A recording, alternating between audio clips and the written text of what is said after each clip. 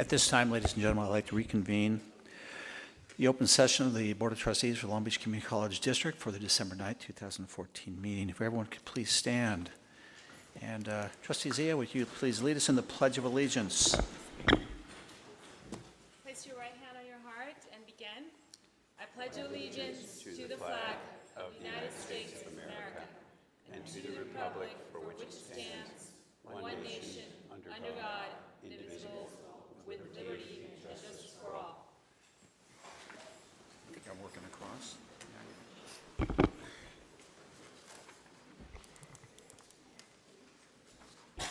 Madam Secretary, if you could please call the roll of the Board of Trustees. President Kellogg. Here. Vice President Otto. Here. Member Archuleta. Present. Member Baxter. Here. And Member Zia. Here.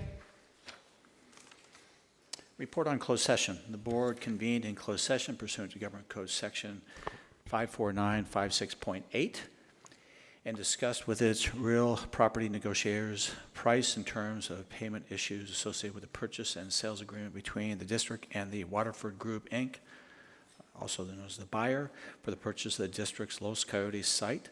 Buyer has requested amendments to the purchase and sale agreements, or PSA. The board voted 5-0 to approve the request and negotiate amendments to the PSA. The board delegated authority to its real property negotiators to negotiate amendments to the purchase and sales agreement for the Los Coyotes, subject to final approval by the board. That is the only item to report out on closed session. So we'll move. The next item is the approval of minutes for November 11, 2014. I'll need a motion to approve. The motion to approve will also be, as Madam Secretary, the question about there was a PO purchase order list that was listed in 12.5 that will also be included in the minutes, as well as there were some other items that have been corrected. The date. And the date as well. And those will be reflected in the approval of the minutes for November 11, 2014. Is there any other items that I missed on those that you all had? Mr. President, there's a Isaiah? under Student Support Services, page 2. There's a misspelling in our president of ASB. It's Locolani without an E, and then Gus Orozco, that's with a Z. Fine. Records will reflect that. Other questions, comments?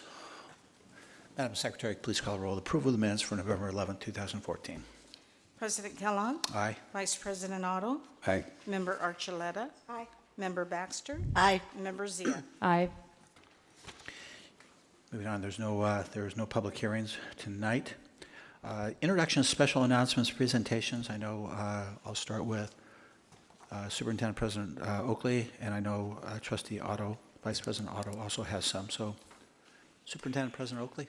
Yes, thank you, Board President Kellogg. First of all, I want to welcome our former senator again. This is 2 in a row. Former Senator Betty Carnett. Welcome, Betty. We do have a couple of retirees that we want to give an opportunity to congratulate. So let me begin with individual who I saw walk in a little while ago. She served the district since 1985, given us over 29 years of wonderful service, done a tremendous job as a dance professor for all of those years, and really just a wonderful artist, teacher, and it's just been a great member of the faculty here at Long Beach City College. So I want to welcome and congratulate Cherie King, dance professor, on her retirement and her 29 years of service at Long Beach City College. Please join me in a round of applause. And Cherie, if you come on up.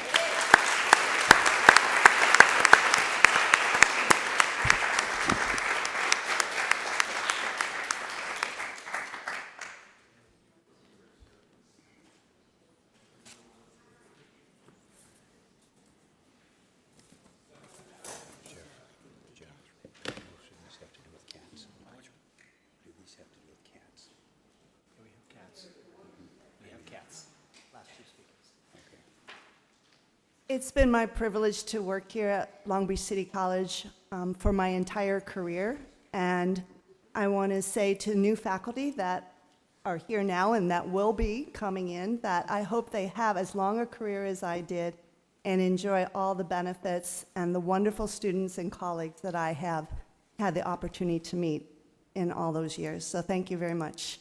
Thank you.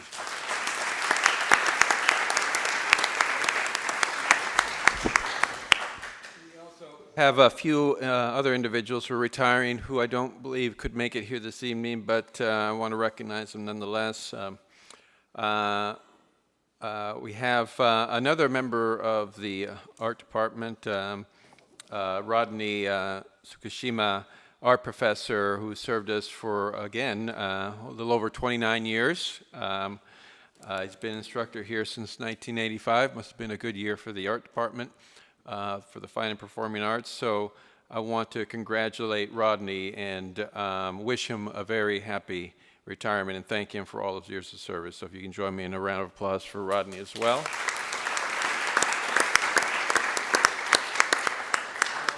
A number of classified employees who are retiring as well. First of all, our human resources manager for the classified service, Pam Axup, is retiring after 33 years of service to Long Beach City College. She's been a staple in the Human Resource Office for many, many, many years. So I want to thank her for her service and wish her very well on her retirement. So please join me in congratulating Pam.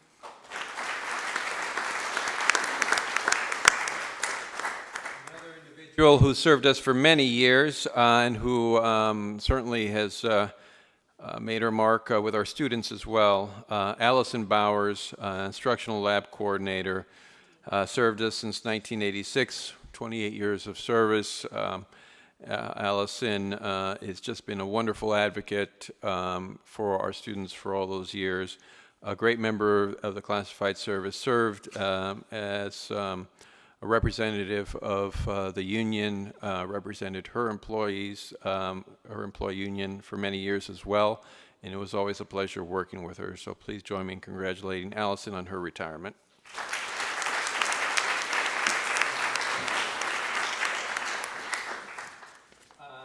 Another individual who I know many of us have worked with as well and who served us for over 25 years, Pat Hicks is leaving us. She's currently a lead cashier, and Pat just, if there was, I don't think I ever saw anything but a smile on Pat for all of those years, no matter what she was going through. And, you know, she handled travel, so, you know, a lot of complaints coming her way.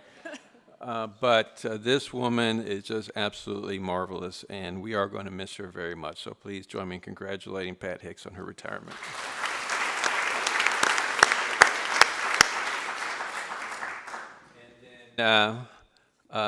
Another individual served us for 19 years in enrollment services.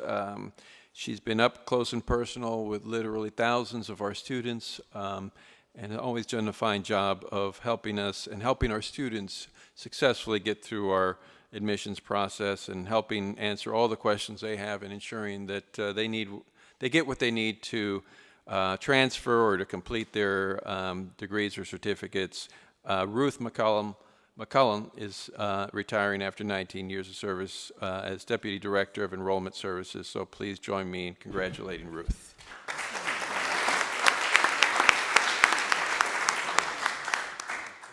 Last but not least, certainly not least, Oscar Trejo has served us for over 25 years in the facilities department, most recently as an electrician. He's been a maintenance supervisor. And he's someone that, you know, we've all seen running around campus for many, many years, taking great care of all of our facility needs and just being an all-around wonderful guy. We will miss him as well. I know the facilities department will miss him, so please join me in congratulating Oscar Trejo.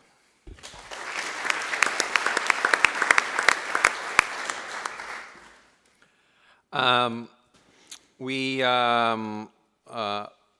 also have two quick announcements I want to make before I turn it over to Trustee Otto. We recently hired two new members of the management team. First in human resources, and I don't know if she's walked in yet, Rose Mona. She might be here a little bit later, and we'll recognize her then as well. But we've hired a new director of human resources. Her name is Mona Hassan, and we welcome her. And I know she's just gotten started, but she will quickly become a Viking. And so I want to congratulate Mona. And then also, most recently announced the new Dean of Language Arts and Communication, Dr. Jennifer Rodden, one of our very own. So congratulations to Jennifer on being appointed as the new Dean.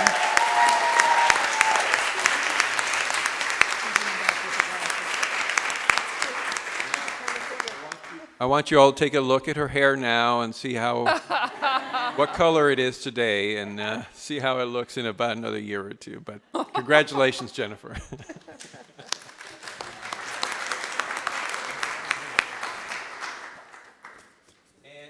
For the next announcement, I'd like to cede my time to Trustee Otto, who is going to make a special introduction and recognize someone who has not been employed here at Long Beach City College, but who has been a big part of Long Beach City College for many, many years. Doug? Yeah, thanks, Eloy. That was actually my opening line, because we're recognizing people that are retiring tonight, but I wanted and talked to my colleagues about recognizing somebody who's just left to do another job, and I use that term loosely because she's kind of still doing the same job, but just not here, although she has other responsibilities, and that's Robin Devitt, who was the California Teachers Association representative at Long Beach City College since 2007. She represented both the full-time and part-time faculties.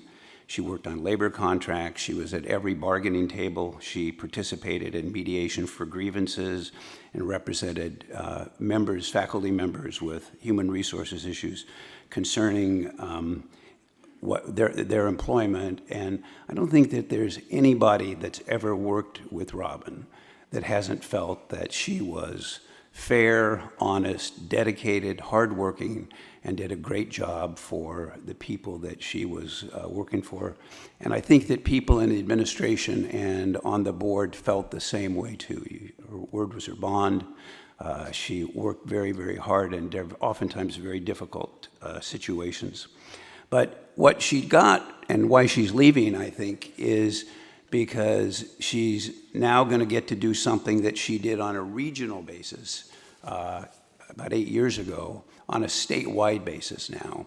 And that is to run a program called Survive and Thrive, which is an intervention program for teachers who have stress problems and burnout in some ways. And I know that that's been an extremely successful program in the state of California. In fact, when I talked to Robin the other night about that program, she said, yeah, it has a 96% success rate, which means either after these interventions, and sometimes they're mini sabbaticals for a week, either teachers can come back after a period of time into the classroom or decide themselves that that's maybe not the right thing for them to do, but not get fired and therefore increase their career. She still is going to work in community colleges. Her community colleges include Taft, Kern, College of the Canyons, Rio Hondo, Citrus, Chaffey, Mount Sac, Coast, and South Orange. And that's a pretty big plate in addition to this program. But we're going to miss her. I think that she's done a great job for us over the 7 years that she's been here, and I thought we wanted to especially recognize her for all the great, honorable, ethical work that she's done during that time. So we have a little something for you.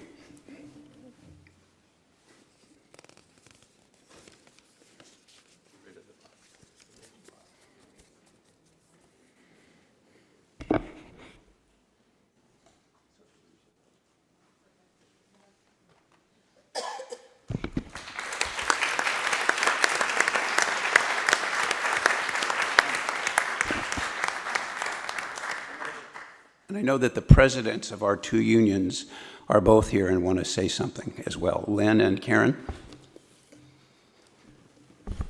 Thank you, Doug, so much for having this idea and calling us. So on behalf of the full-time faculty, I want to say thank you, Robin, and we have this really big gift for you from the full and part-time faculty. And also on behalf of CHI, the part-time faculty, Robin, thank you so much for all you've done for us. It's been a learning experience, and we so have appreciated you.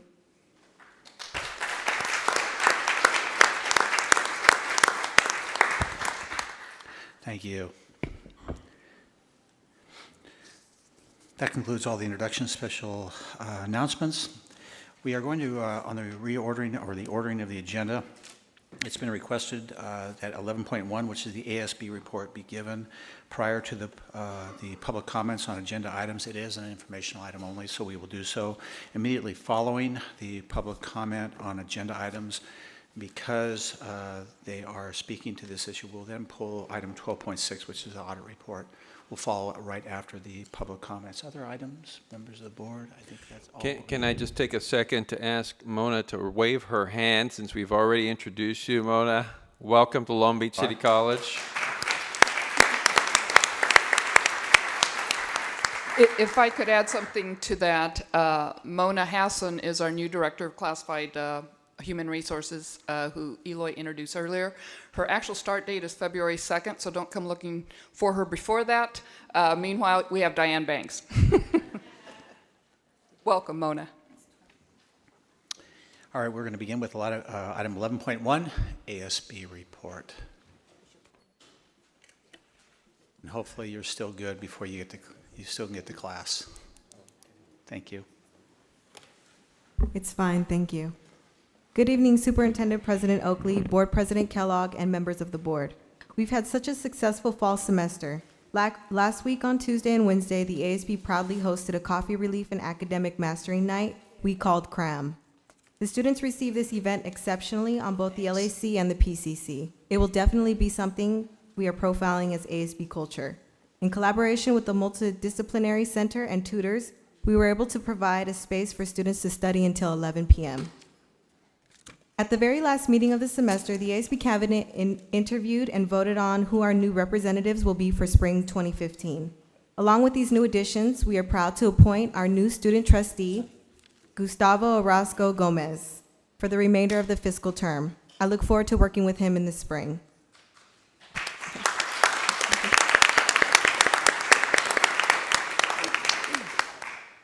This Friday is our ASB breakfast banquet. We hope all of you can attend. It will be at the Grand Events Center at 8 a.m. I know it's early, but we'll have plenty of coffee. Now that we are on the eve of finals, I'd like to highlight an opportunity that I had the pleasure of participating in the past, SSCCC.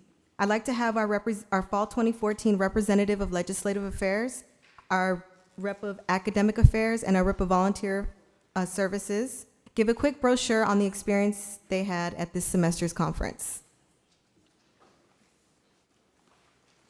Hello, my name is Alejandro Lamelli. I am serving as the 2014 Rep of Legislative Affairs for the ASB Cabinet. As you guys got, there's a brochure that was handed to you a few moments earlier. Unfortunately, we didn't have enough copies for everyone in the audience, but I'd like to bear with the presentation. So at the beginning of the opening of the brochure, you see SSCCC General Assembly. Go ahead and flip to the very back. It says, what is SSCCC? For those of you who aren't aware, SSCCC stands for the Student Senate for California Community Colleges. They have 5 main goals highlighted there. It's a representation, collaboration, accountability, communication, and advocacy. So those are their 5 points. And they basically advocate for us on the California statewide level. So as ASB, we represent our Long Beach City, students, and they represent all of California community colleges.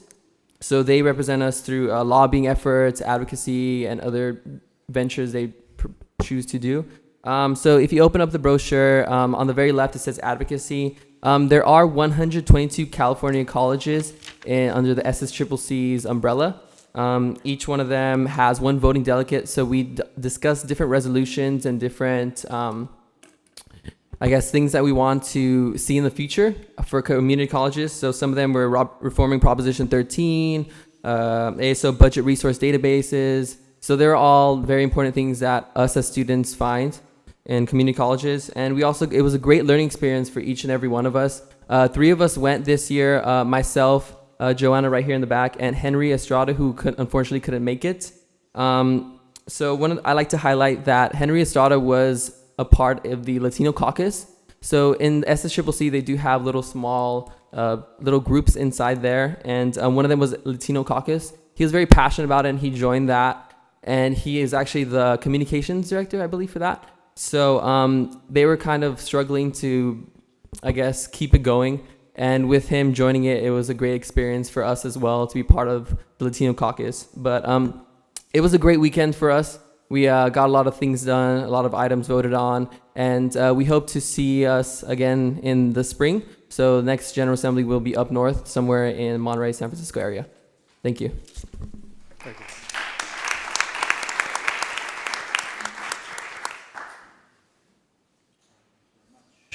We are now to the speakers on agenda items. We do have 6 speakers.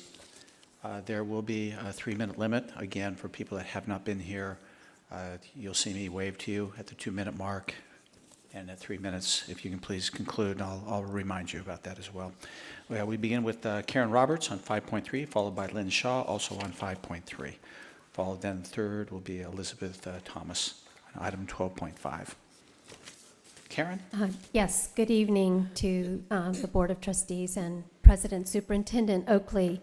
I'm Karen Roberts, President of the Part-Time Faculty Association. I wanted to say congratulations to the full-time faculty for ratifying your contract. The part-time faculty has been watching and anticipating that ratification since we ratified our own contract last summer. The reason why we were anticipating this is because in our contract we ratified a memorandum of understanding that contained a Me Too clause. Last year, CHI went to the table to bargain that MOU in good faith, and when I contacted the district to ask them if they would be honoring that Me Too clause, I was told that it is null and void, and that they would not be honoring the Me Too clause. This is so disappointing, I can't even tell you. It's disappointing to have to tell 760 part-time faculty that the district will not be honoring that Me Too clause. You know, we sat at the table, we worked out the language on that Me Too clause, and the language is clear. And because of the way that you want to twist the language around now, you want to tell us that that's null and void. Now, this is a difficult time of the year for many part-timers. We have been in the process of helping dozens and dozens of part-timers file for their unemployment benefits, and now we have to tell them that this will not be honored. So, you know, I don't know what to say. It's just so disappointing. I thought we were playing by the rules. I thought we were doing what we were supposed to do. It's very disappointing for us. Thank you. Lynn Shaw, followed by Elizabeth Thomas. Hi, hello again. My name is Dr. Lynn Shaw, and I'm president of the Full-Time Faculty Union. And yes, we finally did agree on a new salary structure, raising the faculty from the bottom compared to other colleges. We went from 67th out of 72 to 32nd out of 72 community college districts. But the participation in the ratification process was outstanding. 90% of the faculty voted on the tentative agreement ratification, and those who voted, 90% voted yes. So I want to give sincere thanks to our bargaining team, especially our chief negotiator, Bob Maxell, who is a math professor, which really helped us out, and the entire executive board and rep council for their work in talking with faculty about the TA. So I also wanted to talk to you about sabbaticals, and I'm so pleased that we can finally agree about sabbaticals. I believe our process is finally working. The process is that the sabbatical committee, composed of administrators and faculty, coordinate all aspects of the sabbatical process. They give a workshop. They instruct faculty if they're interested to apply. They review the proposals. If the proposal's perfect, they move it forward. If it's not so perfect or they have questions, they work with the faculty member on how to improve the proposal. And then they have an option to make the changes and resubmit. If the proposal is not substantial enough, the committee meets with the faculty member and advises them how to improve their proposal for submission the following year. So after the sabbatical year is over, each faculty writes a report that's also reviewed by the sabbatical committee. And this whole process is how we're getting these awesome quality proposals. And the sabbatical committee chair speaks with the president, and so do I, about trying to get the support of the board and the president, and he decides what he wants to do and then sends it to the board for approval. So it worked perfectly. 2 minutes, Lynn. Thank you. So I hope you're going to hear from the 8 people who got sabbaticals last year, because they have done some awesome, spectacular work in improving teaching and learning. So now I want to talk about morale. So I hope we can continue to work on morale, and I believe we have begun. I received a thank you note, a handwritten card in the mail from a faculty member, and I want to just share with you what this faculty member says, because I think it speaks to the beginning of change. They said, "I hope my thank you card reached you, as I do very much appreciate the both brilliant and dogged work from so many people to put an agreement in place. I'm quite cheered up, not just because of the money, but because of feeling more valued. Happy holidays." Thank you. Thank you, Lynn. Elizabeth Thomas, and they'll be followed by Renee, is it B-A-D-E, Body? But first, Elizabeth, you're at item 12.5. Yes, And again, 3 purchase minutes. order approvals. I've been traveling, but I watched with interest the video of the meeting of October 28th, where Mr. Kellogg and Mr. Otto rather brutally chastised Ms. Zia because she wanted to know how money was being spent. She opposed routinely approving unitemized expenditures just because they fell under the $25,000 guideline, meaning that any expense under $25,000 does not need to be explained or attributed nor vendors revealed. Her language was very temperate. However, Mr. Kellogg and Mr. Otto, your overreactive indignation and cavalier attitude about the problem was harsh and not what the public expects of officials whose job is to protect taxpayer money. Mr. Otto, I live in your District 4. Let me remind you how much money you approved last year without knowing where it was being spent or how it was being spent. I'll just start with last December, of over $1 million, 94% of that money that you approved, you didn't know where it was going. There was no list. In January, almost $1 million more, 55% of that money you didn't know. The next meeting, you approved another purchase order list that had 58% of absolutely unknown items that were being spent because they fell under that $25,000 limit.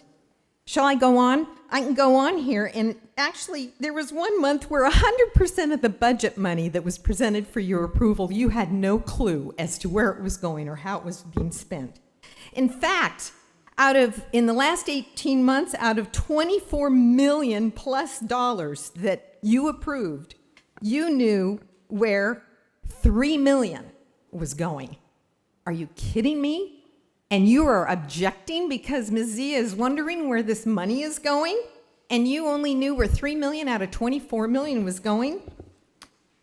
2 I minutes. understand that the board will now be making these expenditures available before the board votes on them in the future.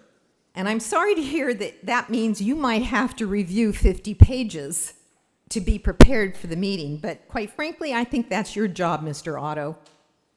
Now, Mr. Kellogg, continuing my quest to be a little outraged on the fiduciary responsibility of this board, travel expenditures were 40% over budgets, and you spent more money on travel than any other board member, and yet you profess to be, and as listed on the website, a senior educational consultant for community college districts. In fact, your clients include over 20 community college districts in California alone over the last 5 years.